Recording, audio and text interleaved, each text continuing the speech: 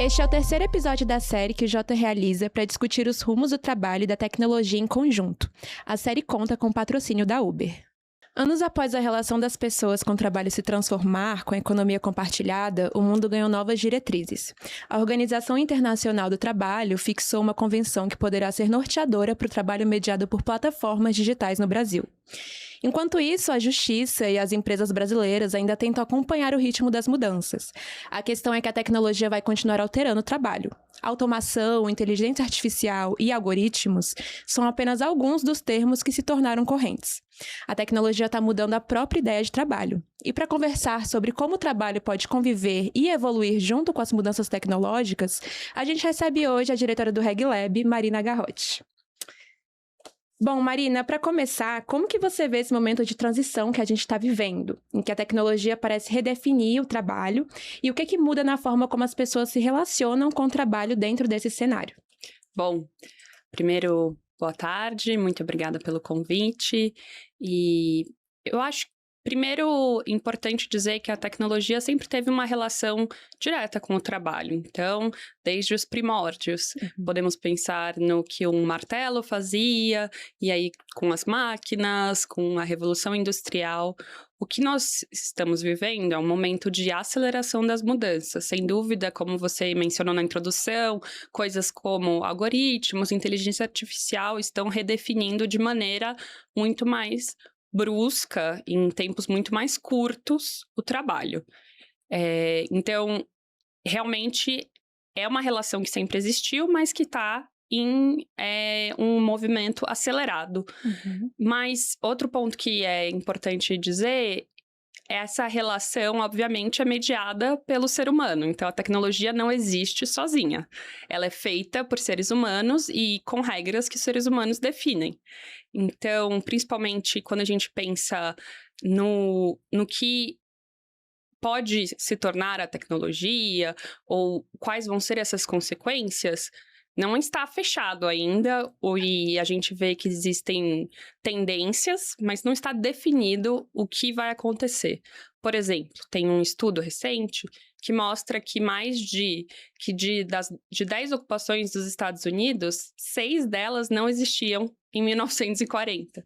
Então, a tecnologia não necessariamente acaba com ocupações, ela também pode criar novas ocupações. O Acemoglu até ele diferencia isso, né? Como é que, por exemplo, a inteligência artificial pode atuar nisso. Então, ela faz automação de tarefas que o ser humano fazia, mas ele diferencia entre tarefas e ocupações. Então, quando você pensa uma ocupação, tem várias tarefas. E existem algumas que são automatizáveis e outras que não são automatizáveis. Perfeito. E aí, falando um pouco sobre inteligência artificial, quando a gente trata sobre geralmente há duas visões, né, no imaginário coletivo. Uma que, com grande otimismo, né, pela capacidade da IA de substituir tarefas repetitivas e também aumentar a produtividade, e também um contraponto que é a preocupação sobre a perda de postos de trabalho. É possível a gente encontrar um equilíbrio dentro dessa dualidade? Eu acho que essa é uma pergunta muito interessante.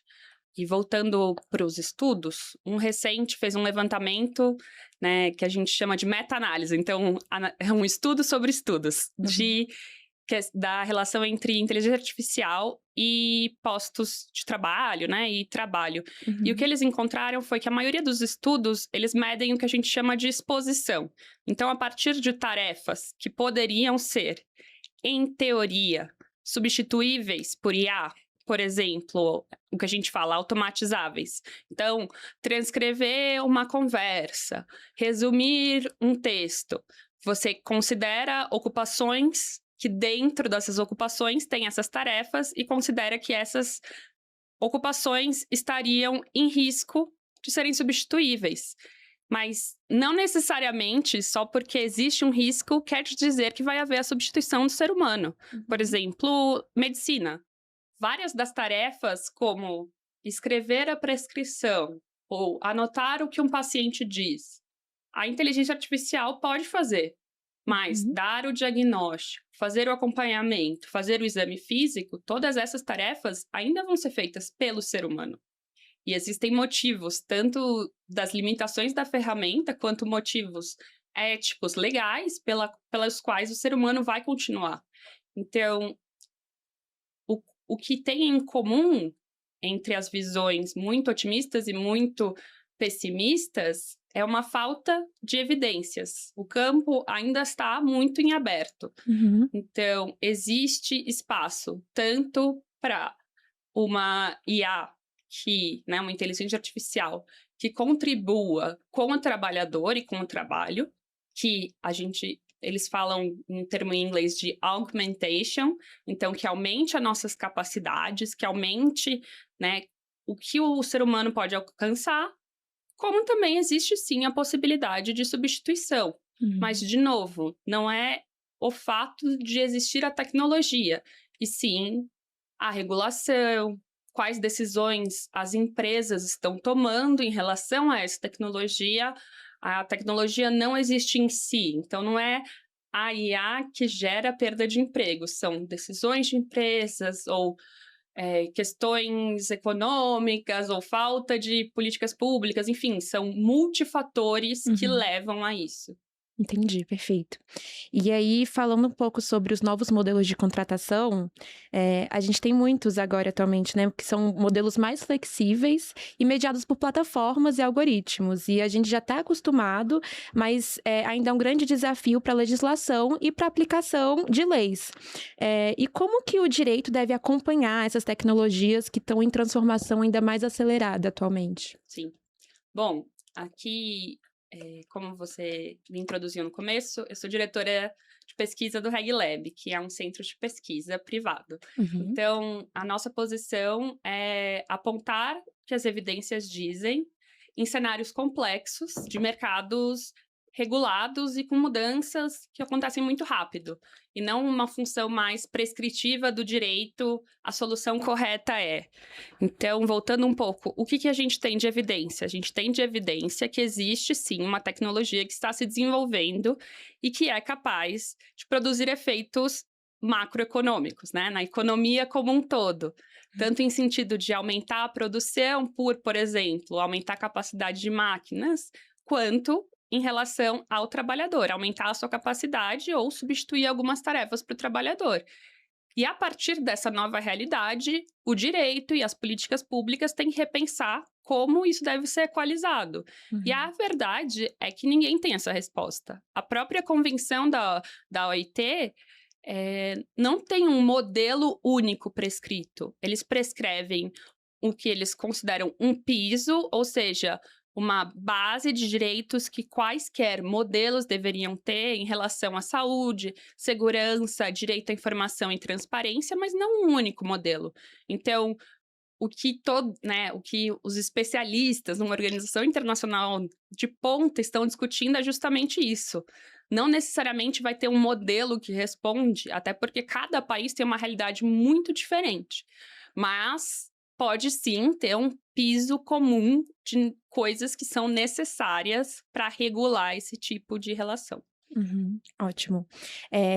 E o universo das plataformas digitais, ele é muito grande, né? Ele abrange desde transporte individual de passageiros e entregas, até trabalhos prestados por freelancer digital, por exemplo.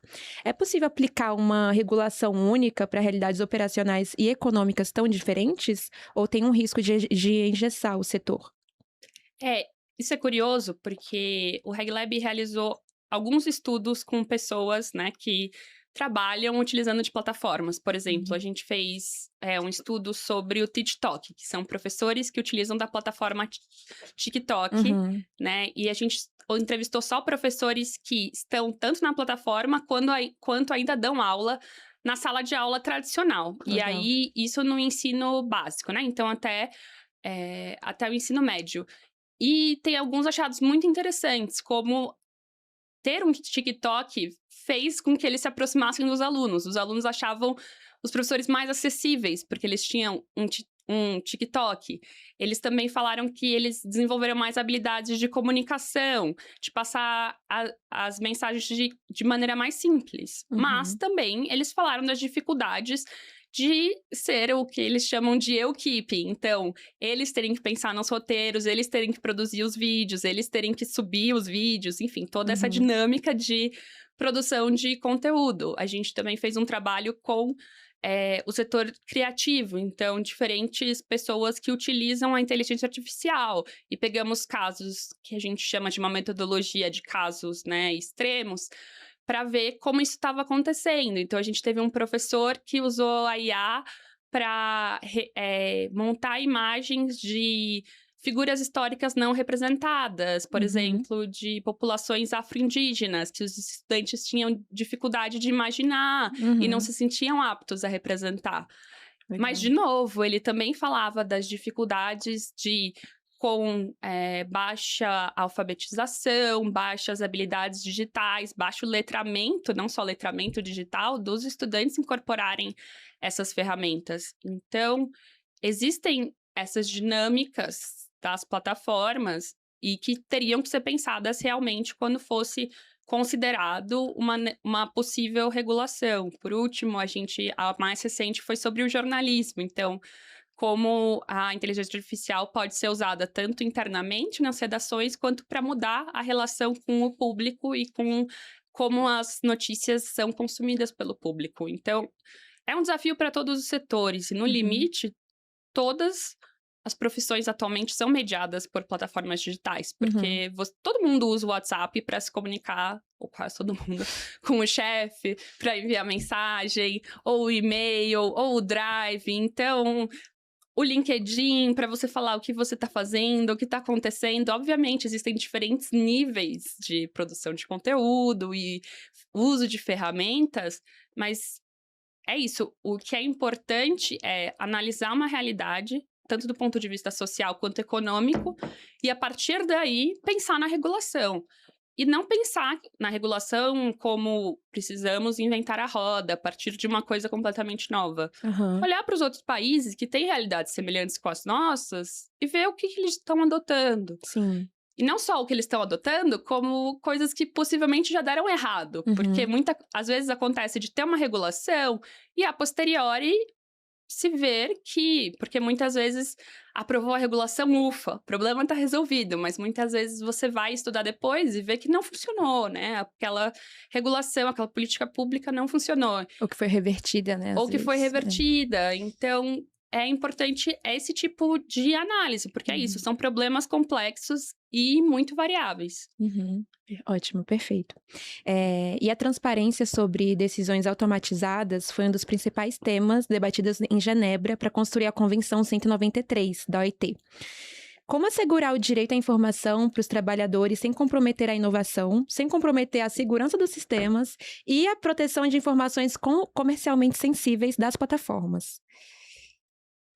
Eu acho curioso isso, porque direito à informação é uma coisa muito complexa, porque você pensa qual informação e como é que ela vai ser transmitida, porque tem muita informação que não tem utilidade. Por exemplo, termos e condições. Quem lê termos e condições? Eu não. Teoricamente, é uma iniciativa para o direito à informação e para a transparência, mas quem lê? Porque é feito de uma maneira que é muito difícil de ler. Por exemplo, a Lego, que é uma empresa voltada para crianças, eles têm um vídeo explicando proteção de dados para as crianças, que é muito mais dinâmico do que você pegar e ler termos e condições de uma plataforma ou de uma rede social. Então, eu acho que também é um desafio. Em relação ao equilíbrio e a questão da inovação e do segredo comercial, se a gente pensar que um algoritmo é uma fórmula matemática, ou mesmo uma receita de bolo, um processo, várias operações, o que você precisa explicar não é a receita. E sim, tais e tais e tais dados foram levados em consideração. A partir desses dados, usando essas regras, consideramos que você violou tal regra. E por isso, sei lá, sua conta foi removida, sua postagem foi suspensa, etc. Mais importante, eu acho, do que o direito à informação é o direito de recurso. Então, terem canais eficientes com as próprias plataformas de recorrer, porque a gente sabe que vão ter erros. Moderação de conteúdo, e eu já falei em outras oportunidades sobre isso, é um desafio enorme, porque é uma realidade que nunca existiu antes. A possibilidade das pessoas postarem na internet e o nível de conteúdo em bilhões não existia antes. Antes, o que tinha do público? Eram os jornais, que tinham controle editorial sobre o que era publicado. Agora, não é assim. O conteúdo é gerado pelo usuário. E como é que a gente vai fazer esse controle? Tem que ter ferramentas, como, por exemplo, inteligência artificial. E vão ter erros, vão ter falhas. Então, tem que ter uma forma de, obviamente, uma revisão humana, um sistema de escalonamento, porque as plataformas estão ganhando uma dimensão econômica relevante e ter uma conta suspensa, uma postagem, ser banido, é muito significativo. Para a renda das pessoas. Então, realmente, tem que ter isso, ao mesmo tempo em que as exigências e regulações têm que considerar também o que é possível e o que são limitações da tecnologia. Tem coisas que não dá para explicar porque nem quem concebeu a tecnologia sabe por que elas são assim. E talvez a regulação diga, então não deveria ser assim. Talvez a regulação diga, tá bom, então quando for remoção de conta, não pode usar um algoritmo que funcione, sei lá, pela regra X, porque a regra X a gente não consegue explicar. Mas em casos menos importantes, pode usar a regra X. Ou não. O que a tecnologia deixa claro pra gente é que a gente lida na vida cotidiana com incerteza. E ninguém quer lidar com incerteza. Sempre foi assim. Sempre existiu discricionariedade, mas aí a gente acreditava que a discricionariedade estava nas pessoas, né? Na pessoa que estava na minha frente. Então, a pessoa que estava na minha frente olhava o meu documento e falava, isso aqui não tá batendo, não vou te deixar entrar. E agora pode ser a máquina que faz isso, né? Mas, de novo, a máquina que foi criada por alguém, que tem que ter alguém que regulou aquela máquina, alguém para eu recorrer e falar, olha, a máquina tá errada. Então, além de pensar na tecnologia, você tem que pensar os processos por trás da tecnologia, né? E isso é muito interessante porque entre os entusiastas de a inteligência artificial vai salvar o mundo, tem muita gente que não percebe que algumas coisas a gente tem que voltar para o básico e repensar. Porque você refazer processos que já dão errado mais rápido é inútil. É que nem você tem 3 vias congestionadas, você cria uma nova faixa. Aí o que vai acontecer? Você já vai ter 4 faixas congestionadas, você não vai ter resolvido o problema. A gente fez um podcast no RegLab, conversamos com especialistas, principalmente em relação à inteligência artificial no setor público, eles falaram, olha, alguns processos têm que ser repensados do zero. Algumas coisas não vão poder funcionar como funcionavam antes. Porque senão a inteligência artificial só vai amplificar os problemas que já existem. Às vezes é isso, às vezes é voltar para o básico. Uma coisa que muitas pessoas me falam é assim, eu não sei, eu não tô usando tanto inteligência artificial no meu trabalho. Aí eu falei, então, talvez o seu trabalho seja bem pouco automatizável e talvez isso seja bom. Porque é isso, tem o que vai ser o valor do nosso trabalho, o valor do humano, é quem tá por trás da ferramenta. Quem tá fazendo a curadoria, quem tá fazendo o processo criativo, quem tá escolhendo o que tá bom, o que tá ruim. Tudo isso é humano. Existe o humano por trás da ferramenta. E é isso que é o trabalho. Trabalho é uma atividade essencialmente humana. Você tem um macaco batendo um martelo e fazendo um prego, isso não é trabalho, porque ele é um animal, ele não é um humano. Isso não vai se perder. Esse componente não vai se perder. Isso não quer dizer que não vão haver questões que têm que ser encaradas seriamente por empresas, governos, de maneira responsável, de problemas de empregos, empregabilidade, setores mais sensíveis, realidades econômicas. Vão haver questões. Mas isso não quer dizer que vai se perder tudo que há de humano e tudo que a gente entende por trabalho.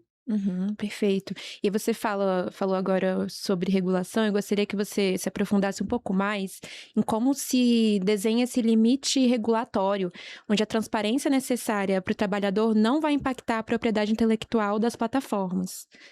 Sim. Eu acho que é nesse desenho para mim, é no desenho do direito à informação. Você não necessariamente precisa saber o que tá, a fórmula matemática do como aquilo funciona.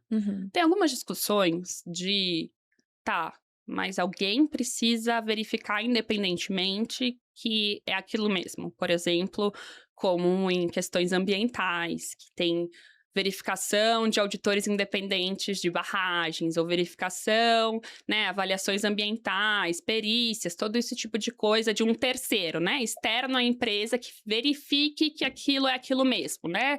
Então, aí sim, seria um técnico que vai lá e fazer uma auditoria. Isso é um modelo discutido e que também tem falhas, porque se discute captura, enfim, a gente teve toda a história da Vale, enfim, outra questão. Mas é o desenho do direito à informação. Qual informação é útil, suficiente e necessária para aquela pessoa? E como eu vou comunicar isso de uma maneira efetiva? E no RegLab a gente fala muito isso como um nosso diferencial. A gente quer se comunicar para além do technicase. Para que todo mundo entenda. Porque se não tá de uma maneira simples, se a gente não consegue explicar, talvez a gente não tenha entendido. Talvez não seja a pessoa não entende. Talvez a gente não saiba explicar. Porque dá para explicar, dá para simplificar. Então, talvez a pessoa que esteja falando ou escrevendo que não saiba explicar, não saiba simplificar. Então, eu acho que é isso, é o desenho do modelo de direito à informação. E qual é esse direito? Qual é essa informação? Como ela vai ser dada? Em que momento ela vai ser dada? Vai ser no acesso à plataforma? Isso vai ser renovado? Porque também tem isso. Você só lê no acesso? Ou quando dá problema? Ou será que de vez em quando você vai receber um lembrete disso? Esses aqui são os nossos modelos.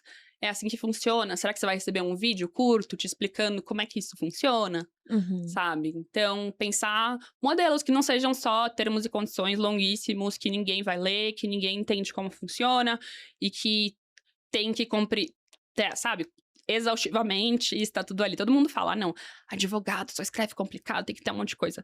É verdade. Mas também tem muito uma coisa do tipo, eu tenho que colocar todas as informações, porque senão alguém vai processar e dizer que não estava lá. Então também tem, assim, qual é o parâmetro? Sim. Porque se tiver que ter todas as informações no mínimo do detalhe, se torna uma coisa incompreensível, inútil.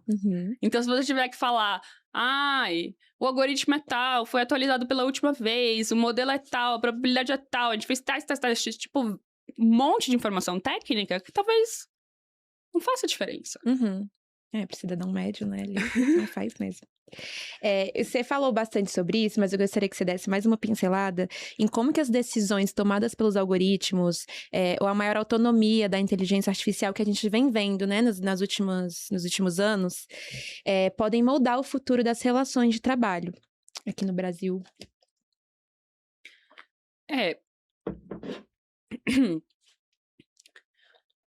Essa questão da autonomia, né, e da inteligência artificial é, de novo, uma questão de tarefas.